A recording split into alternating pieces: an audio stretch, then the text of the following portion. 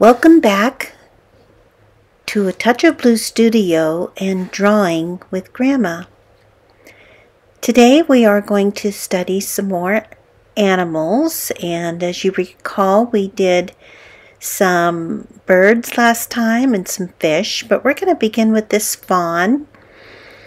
And like we mentioned before, you want to begin with the main shapes of the animal. So here I've done a large oval for the body and the head, and then the neck is kind of square-like and they connect together that way. His legs are going to be folded under, so you need to find the dominant shapes for them. I've laid out the 5 stages of the value range and have begun applying those values to kind of create the form, three-dimensional form, to establish a background, to work on details. So let's go back now and look at those basic shapes again. So we have the smaller oval for the head and the larger one for the body. We get those leg shapes in, and then we begin working on detail and the values. So we're using about 5 shades of value in this drawing. We could take it further if we're going to do a lot of detail and more realism, but just establish those tones that you see by putting more pressure on your pencil to create the shadows, some texture of the fur, maybe establishing the background with a medium tone so that it puts emphasis on where the light is hitting the animal's head and the body, and to create some cast shadows and form shadows. You'll want to work on the whole drawing and establish what you can.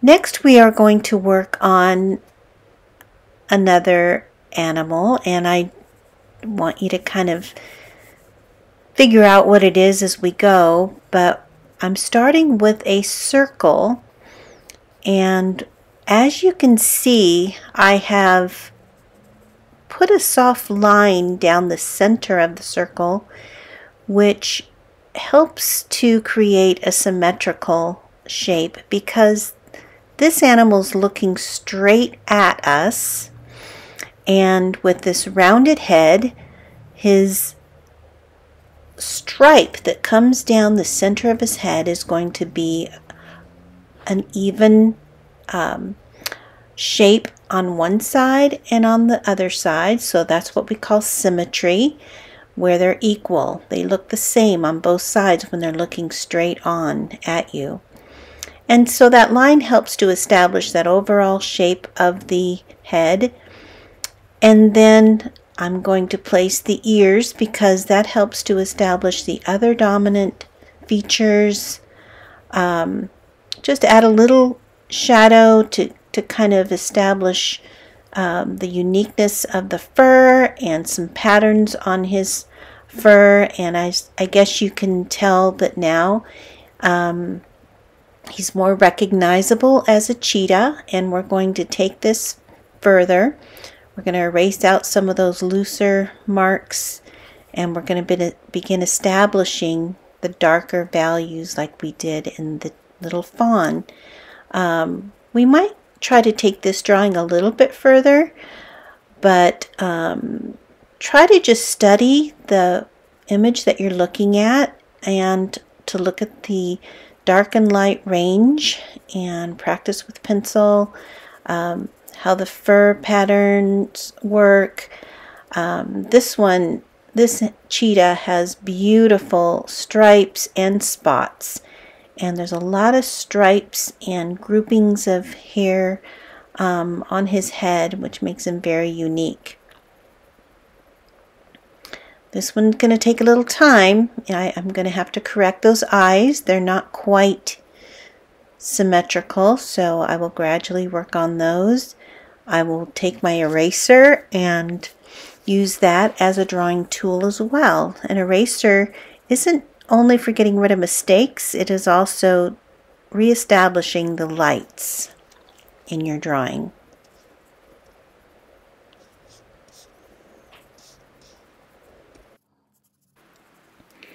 Okay, this is video 2, and as you can see, I corrected the eyes a little bit. I had to move one over and erase out some of the highlights. I erased some out of the chinny chin chin to reveal some of that hair.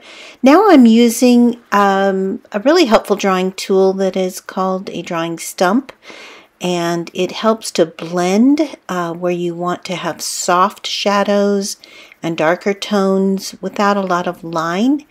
And it's great for this type of fur because it just kind of helps it all bleed together. So now I'm just going through and trying to soften the overall look. And you want to be sure to include this value range. Practice making it with your pencil, the dark to light value range, so that you can apply that to your drawings. Even if you just do 5 levels of shades, that's a really good start for your drawings.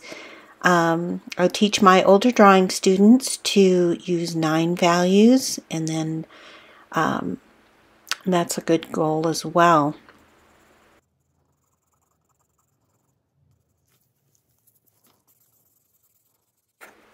Thank you for joining me today with Drawing with Grandma and A Touch of Blue Studio.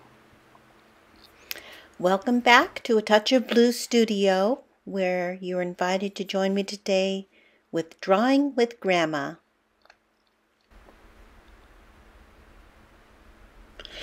This week we are going to study another animal. We're going to continue our series of animals, and this one is a fawn, and you can see that I'm starting with establishing some placement marks for the size of the head, the placement of where the eye is going to be in relationship to the end of the nose.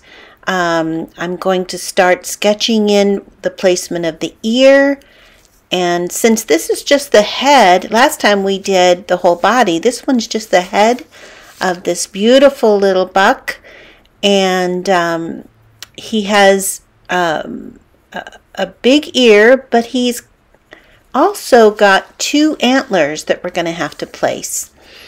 Now I'm trying to get that nose correct, so I probably need to draw lighter and then be sure that I have the placement of the nose in relationship to the eye and in relationship to that ear. If those are correct, as well as the oval shape of the head, then I'm going to be doing pretty well at this, because looking at the overall larger shapes first and the placement of the dominant features are going to help you to create a successful sketch.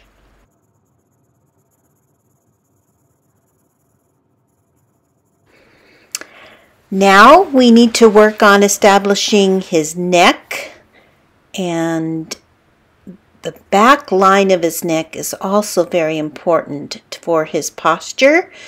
In the image that I'm looking at, he is kind of looking back and his neck is turned, and you'll see in a moment how I position that. Down the center of his head, like we saw on the cheetah, there's a symmetrical line. Now he's not looking straight at us, he's on the side, so we have to be a little bit more careful to make sure that we get the center of that head placed correctly, but they're not symmetrical this time.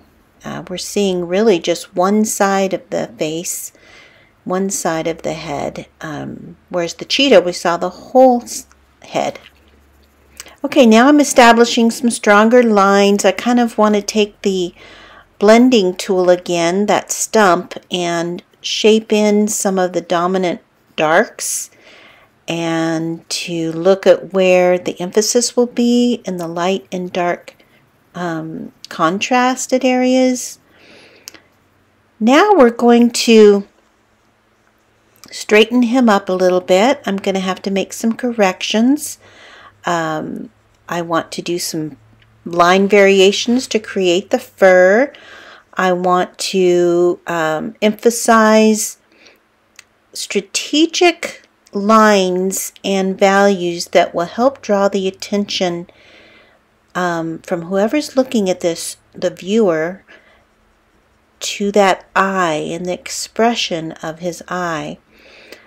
And then we also want to be sure that the features are correctly drawn. So we need to study animals, we need to study the deer and look at the shape, the unique shape of that ear.